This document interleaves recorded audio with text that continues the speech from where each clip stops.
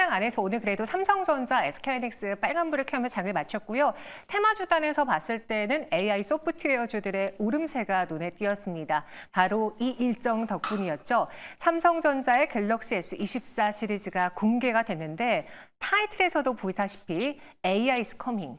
AI가 가장 큰 핵심이었습니다.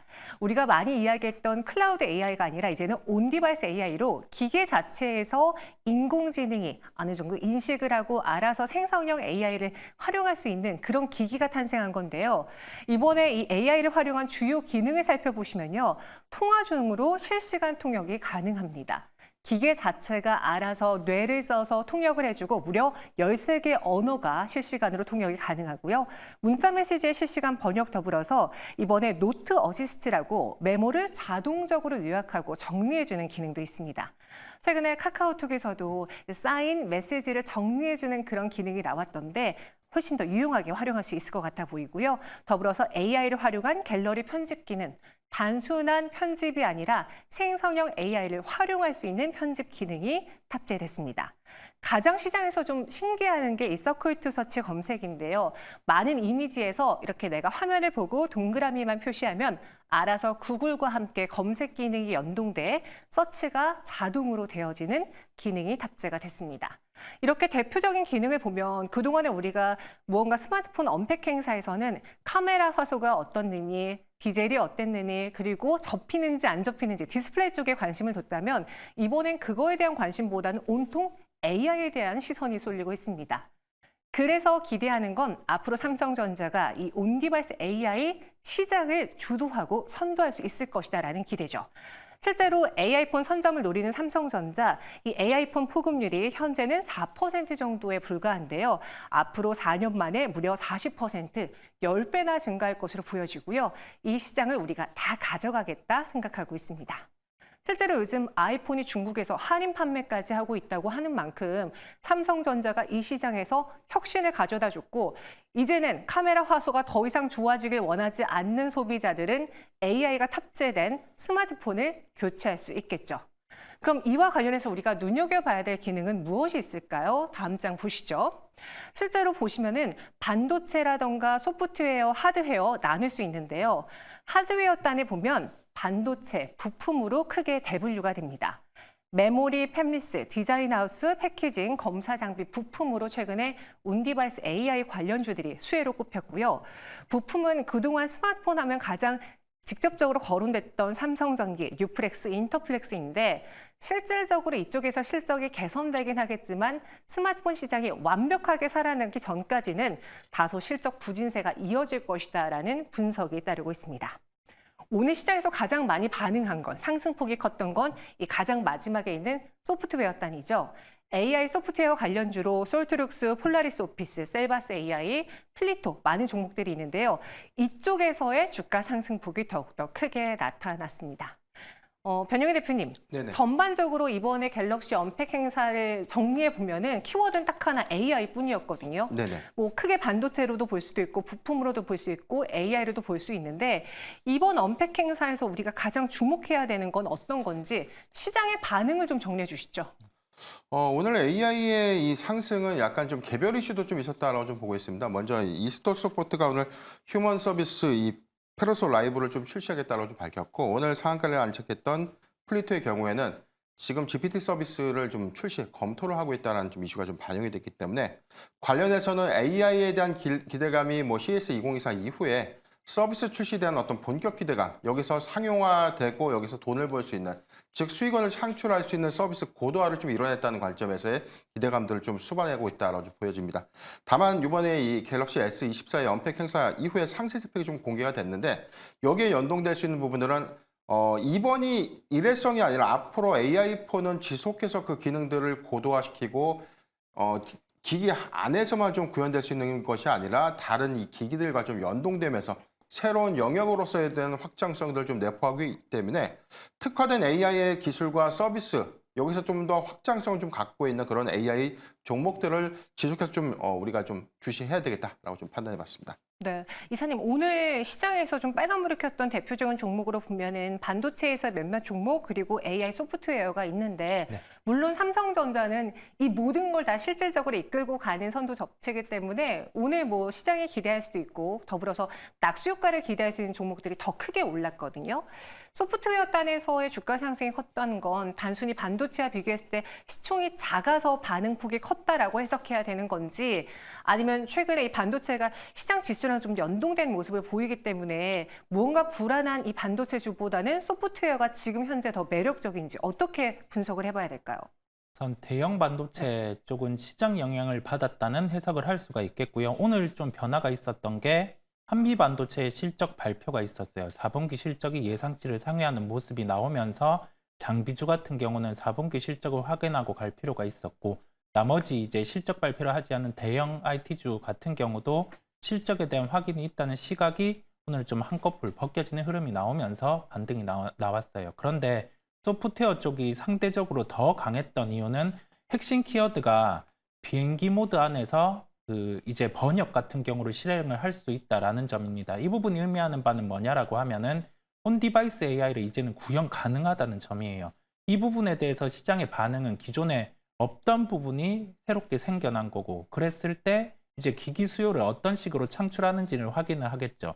그 구조 안에서 수혜가 될 수 있는 부분이 소프트웨어였기 때문에 부각이 된 겁니다. 이 부분에 대해서 시세 같은 경우는 이어질 가능성이 높아요. 그렇다 보니까 관련된 기술을 보유하고 있는 기업들까지도 한번 확장해서 살펴보시면 투자에 도움이 되시겠습니다. 그럼 이성우 이사님 오늘 이 시장에서 소외받았던 부품주들의 생각은 어떤지 그동안 저희가 스마트폰 언팩 행사에서는 폼팩터에 주목을 하면서 뭐 카메라 화소와 관련된 종목들, 힌지와 관련된 종목들 부품주들이 올랐거든요. 오늘장 삼성전기, 뉴플렉스, 인터플렉스의 주가 흐름은 어땠는지 궁금하고요. 그리고 올해는 그래도 스마트폰 점유율이 스마트폰 시장이 전년 대비는 한 4%가량 성장할 거다라고 하는데 많이 물려 계신 투자자분들이 올해 일정 부분 덜어낼 수 있는 기회를 가져갈 수도 있을까요? 궁금하네요. 네, 기회가 올 수도 있는데 보통 부품주 같은 경우는 새로운 신작의 스마트폰이 나오기 한 분기 전에 이제 납품을 미리 받아서 여기에 대해서 매출이 발생을 합니다. 그렇다 보니까 기대감으로 오른 주가 같은 경우가 실제 이 부분이 발매가 되었을 때는 조정이 나오는 경우가 많은데 다만 오늘 같은 경우는 삼성전기는 한 0.2% 상승을 했고 인터플렉스와 뉴플렉스 같은 경우는 각각 6% 정도 상승을 했어요. 왜 이렇게 다른 흐름이 나왔냐고 하면은 이제 온 디바이스에 대한 기능을 일부 탑재한 갤럭시 24 시리즈가 호조에 대한 가능성을 보이고 그다음에 여기에 대해서 기술에 대한 부분의 변화를 보여주는 상황 안에서 다음 디바이스에 대한 기대감이 시장에서 부각이 됩니다. XR 기기 같은 경우 비전 프로죠. 여기에 기판을 납품하는 인터플렉스, 뉴플렉스 이런 종목들 같은 경우가 이제 시장 구조 안에서 다음 스텝을 본 겁니다. 그런 상황 안에서 카메라라든지 이에 탑재되는 일부 기판주들이 약했던 이유는 기존의 부품을 납품하는 구조에서는 우리가 고객사가 확정이 되고 이렇게 납품을 했다라고 하면은 일부 지금 진행이 되는 거는 고객사에서 단가를 정해주고 단가 같은 경우가 합리적일 때 택하는 그런 구조다 보니까 가격에 대한 결정 능력이 좀 떨어져 있어요. 그래서 부품주 관련해서 살펴볼 거는 이제 기대감으로 한 분기 정도 시차를 두고 종목들은 실적이 반영되면서 오르고 실제 제품이 출시가 되었을 때는 주가가 한 단계 빠졌다가 이 판매에 대한 허들이 만약에 100만 대예요. 100만 대 이상 120만 대 이 정도 허들을 넘어서는 구조 안에서는 다시금 부품주들이 부각을 받기 마련입니다. 이 전체적인 메커니즘을 기억을 하시면 되겠습니다. 네, 그럼 오늘 시장에서 또 주목할 수 있는 반도체, 그 안에서 온디바이스 AI 수혜주를 찾아보겠습니다. 삼성전자가 주인공이니까 빼놓을 수 없지만 더불어서 이 AI 스마트폰과 AI PC 등장으로 기존의 메모리 반도체가 2배 이상 더 쓰일 것으로 예상되기 때문에 삼성전자, SK하이닉스는 필수 수혜주로 꼽히고 있고요. 더불어서 온디바이스 AI 칩에 있어서의 핵심은 고성능 저전력입니다. 이를 통해서 가온칩스, SF 반도체, 고영과 리노공업이 수혜주로 꼽히고요. 특히나 이 팹리스와 파운드리의 연결 다리 역할을 하는 디자인하우스로는 가온칩스가 눈에 띄고 하이엔드 스마트폰 연산 기능 강화로 인한 eMCP 수요가 증가할 수 있는 SF 반도체도 최근에 주가가 많이 오르는 모습이었죠. 고영은 온디바이스 AI와 앞으로 있어서의 HBM 등 여러 기능의 검사 수요가 확대되기 때문에 수혜주로, 리노공업 역시 신규 어플리케이션 연구 개발용 소켓 수주가 증가할 것이란 기대에 관련주로 꼽히고 있습니다. 변영인 대표님, 오늘 이와 관련해서 저희가 공부하면서 이걸 분류를 어떻게 해야 되는 건지, 네네. 어떤 거는 설계 단위도 포함되고 소재 단위도 포함되고 참 복잡하거든요. 핵심으로만 수혜주를 찾아본다면 반도체에서의 어떤 키워드로 압축해 볼까요?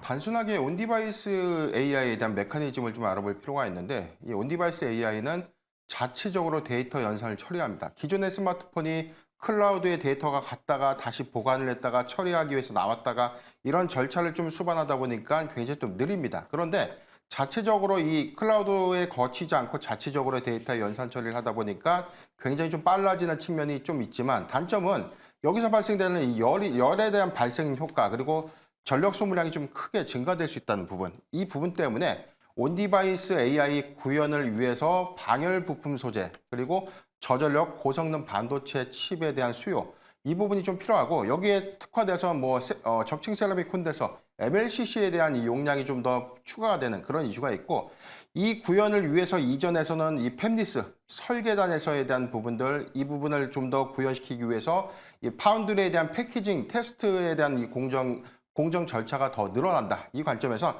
각각 개별에 맞춰서에 대한 요소별로 수혜주로 좀 부각이 될 수 있다고 좀 보여졌고, 앵커님께서 좀 설명을 해줬던 그런 종목군들에 대한 수혜는 그러한 어떤 대표적인 어떤 수혜 종목으로서 좀 부각이 됐지만, 최근에 주가 추이들을 보면 모두 선반영을 했다라고 저는 판단해 보고 싶습니다.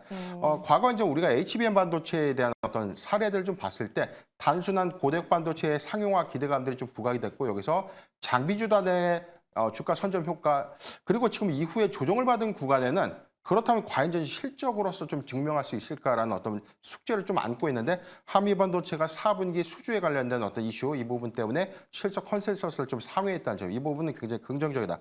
그렇다면 온디바이스 AI에 대한 어떤 개화기 이후에 대한 어떤 종목 선정을 좀 어떻게 가져가야 될 것인가에 대한 부분은, 일단 실질적인 어떤 상용화 관점에서 삼성전자향에 대한 이 부품 매출이나 공급 매출 비중이 좀 높은 그런 종목들로 좀 나눠볼 필요가 있지 않나라고 좀 보고 있습니다. 그래서 전 두 종목 정도를 좀 보고 있는데, 두산 테스나의 경우에는 이 엑시노스 2400에 대한 탑재 이슈 때문에 여기서 파운드리에 대한 이 테스트 요건들이 크게 좀 증가될 수 있다. 그래서 전체 매출 포지션의 80%를 삼성전자 향으로 차지하고 있는 두산 테스나의 실적 연동 효과가 좀 클 것이다라고 보고 있고, 오늘 리포트에서도 좀 언급됐던 한솔 케미칼의 경우에는 범삼성과입니다. 여기 관련된 파운드리에 대한 어떤 본격적인 어떤 개화 수요, 이 부분에 대해서는 반도체용 과산화수소에 대한 소재 공급량이 크게 증가될 수 있기 때문에 아직 우리가 좀 덜 주목됐던 종목들에 대해서 관심을 가져야 되는 구간이 아닐까라고 좀 판단해 봤습니다. 네, 그와 함께 오늘 시장에서 눈에 띄었던 이 소프트웨어 관련주들을 보면, 저희가 지난번에 GPT 스토어 관련해서 이렇게 5종목을 수혜주로 꼽으며 소개해드린 바가 있었는데요. 이 종목들이 그 안에서의 옥석 가리기 주인공으로 꼽히고 있습니다. 이성우 이사님, 네. 실질적으로 주가 수익률은 더 클 수 있지만 실적단의 기대는 굉장히 저조한 게 소프트웨어 AI가 아닐까 싶은데, 네.